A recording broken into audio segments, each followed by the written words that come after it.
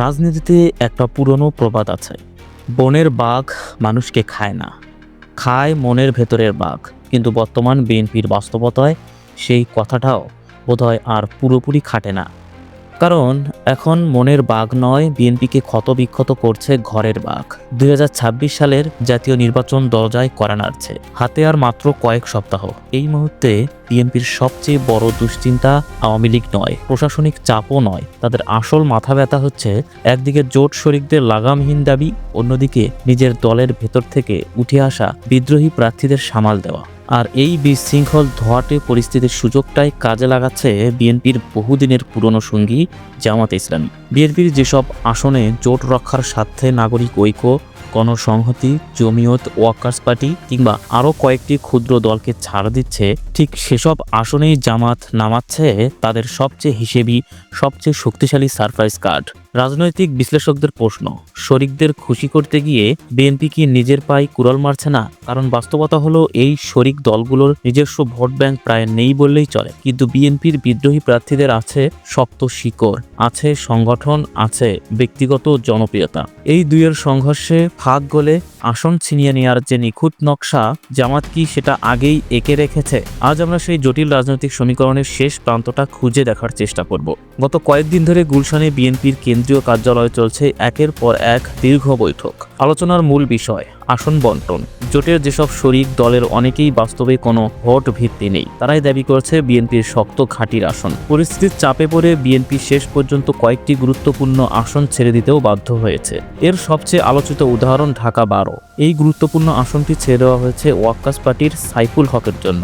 বাস্তবতা হলো এই আসনে সাইফুল হকের নিজের ভোট 500 আছে কিনা তাই নিয়ে প্রশ্ন। কিন্তু তিনি চীনপন্থী রাজনীতির প্রতিনিধিত্ব করেন এবং ঠিক এই কারণেই আন্তর্জাতিক সমীকরণে সুবিধা পাওয়ার আশায় বিএনপি তাকে মনোনয়ন দিয়েছে। অথচ এই আসনেই বিএনপির 4 দশকের পরীক্ষিত নেতা সাইফুল আলম নীরব বিদ্রোহী হিসেবে মাঠে নামতে পারেন। ফলাফল কি হবে? বিএনপির ভোট ছিন্ন ভিন্ন হবে। সাইফুল ইসলাম খান মিলন অনায়াসেই জয় ছিনিয়ে নিতে পারেন, এমনটাই মনে করছেন অনেকে। অর্থাৎ ঢাকায় একটি আসন প্রায় নিশ্চিতভাবেই হাতছাড়া করছে ধানের শীষ, আর সুবিধা পাচ্ছে দাঁড়িপাল্লা। এই চিত্র শুধু এক আসনে নয়, কৌশলগত কারণে কিংবা জোটের ঐক্য ধরে রাখতে বিএনপি যেসব আসন ছেড়ে দিয়েছে প্রায় সব কটাতেই বিদ্রোহী প্রার্থীর ঢল নেমেছে।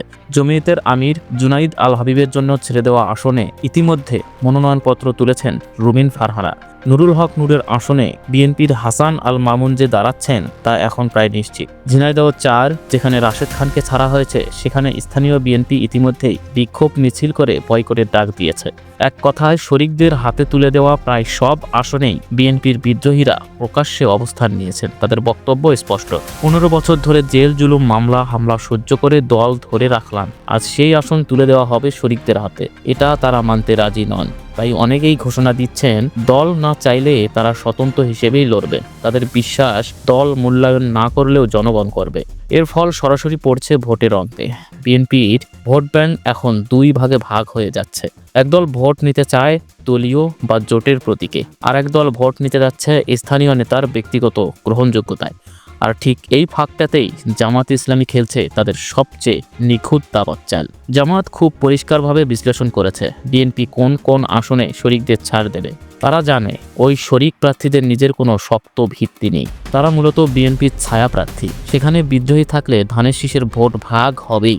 এই সুযোগে জামাত ওই আসনগুলোতে নামাচ্ছে সমাজে গ্রহণযোগ্য, ক্লিন ইমেজের জনপ্রিয় প্রার্থী। ধরুন বিএনপি কোনো আসন দিল নাগরিক ঐক্য বা গণসংহতিকে, সেখানে একজন বিদ্রোহী বিএনপি নেতা দাঁড়ালেন, তৈরি হলো ত্রিমুখী লড়াই। তখন জামাত নামালো এমন একজন প্রার্থী যিনি সমাজসেবক, ধর্মপ্রাণ, মানুষের কাছে সম্মানিত। ফলাফল, বিএনপির ভোট কাটাকাটি চলতে থাকলে জামাত তাদের স্থির ভোট ব্যাংক আর কিছু ভাসমান ভোট নিয়ে অনায়াসী আসন বের করে নেবে। একেই বলা যায় রাজনৈতিক অ্যাম্বুশ।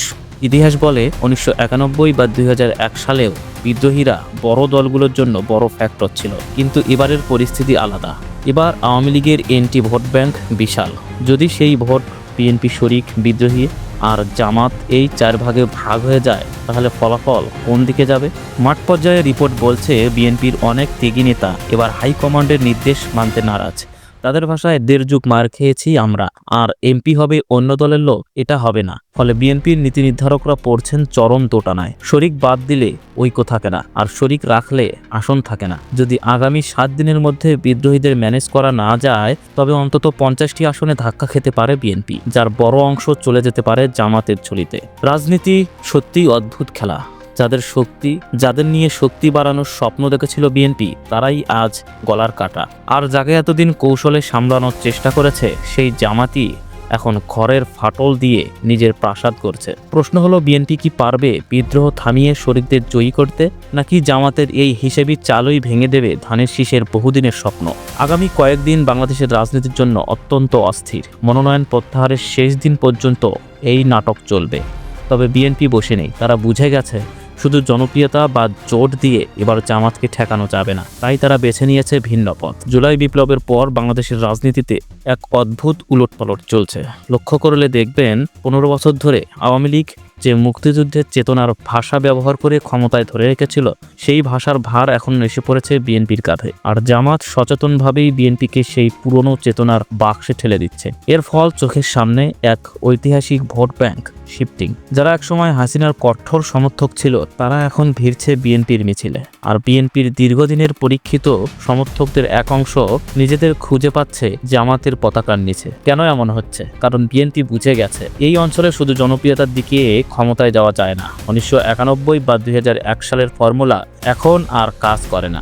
এই উপলব্ধি থেকেই 2015 সালের পর বিএনপির নীতি বদলাতে শুরু করে। মনে করুন 2018 সালে ভারত সফরে গিয়ে বিএনপির প্রতিনিধিরা কি বলেছিল। তারা জিয়াউর রহমানের পররাষ্ট্রনীতিকে ভুল ও অপরিপক্ক বলে আখ্যা দিয়েছিল। উদ্দেশ্য ছিল দিল্লিকে আশ্বস্ত করা। বিএনপি বদলেছে, অর্থাৎ জনগণ নয়। ক্ষমতার চাবিকাঠি এখন দেশি বিদেশি শক্তির হাতে। এই বাস্তবতা তারা মেনে নিয়েছে। তাই বিএনপি সচেতনভাবে আওয়ামী লীগের ফেলে যাওয়া চেতনার রাজনীতির পূর্ণতা পূরণ করতে চাইছে। তাদের ধারণা, এতে দিল্লি ও ডিপ স্টেট সন্তুষ্ট থাকবে। অন্যদিকে এই চেতনার রাজনীতির বিপরীতে দাঁড়িয়ে জামাত কুড়াচ্ছে বিশাল জনসমর্থন। কিন্তু বিশ্লেষকরা সতর্ক করছেন, এই জনপ্রিয়তার পেছনে বড় ঝুঁকি আছে। কারণ বাংলাদেশের ডিপ স্টেটের ওপর জামাতের বাস্তব প্রভাব নেই। মুক্তিযুদ্ধ ইন্ডাস্ট্রির বিরোধিতা করে দ্রুত জনপ্রিয়তা পাওয়া যায় ঠিকই, কিন্তু একই সঙ্গে এটি দিল্লি ও তার প্রভাবাধীন কাঠামোর শত্রু হয়ে ওঠার শর্টকাট পথ। সাম্প্রতিক ঘটনাপ্রবাহ বলছে, প্রশাসন, সামরিক কাঠামো, এমনকি ইন্ডিয়ার বড় অংশ জামাতের বিপক্ষে অবস্থান নিয়েছে। প্রকাশ্যে ঝুঁকছে বিএনপির দিকে। ফলে জামাত যে কৌশল নিচ্ছে, তা তাদের জন্য বুমেরাং হতে পারে। জামাত ভাবছে মানুষ আর বন্দুকের নল বা দিল্লির তাবেদারি মানবে না, প্রয়োজনে আবার রাস্তায় নামবে। কিন্তু ইতিহাস বলে, মানুষ আবেগের বিপ্লব করে, আবার অনিশ্চয়তায় স্থিতিশীলতাও খোঁজে। বড় প্রশ্ন, মানুষ কি অর্থনৈতিক সুবিধার জন্য আবার আপোষ করবে, নাকি সার্বভৌমত্বের লড়াইয়ে দীর্ঘ পথ হাঁটবে? বিএনপি ধরে নিয়েছে মানুষ আপোষ করবে, তাই তারা আপোষের রাজনীতি করছে। জামাত ধরে নিয়েছে মানুষ করবে না। এই দুই ধারণার সংঘর্ষে শেষ পর্যন্ত কে জিতবে তা সময়ই বলবে। আপনার কি মনে হয়, বিএনপির এই কৌশল কি তাদের ক্ষমতায় আনবে, নাকি জামাতের এই জনসমর্থনই হবে গেম চেঞ্জার? মতামত জানান কমেন্ট। আর চ্যানেলে নতুন হলে সাবস্ক্রাইব করে বেল আইকন অন করতে ভুলবেন না। ধন্যবাদ।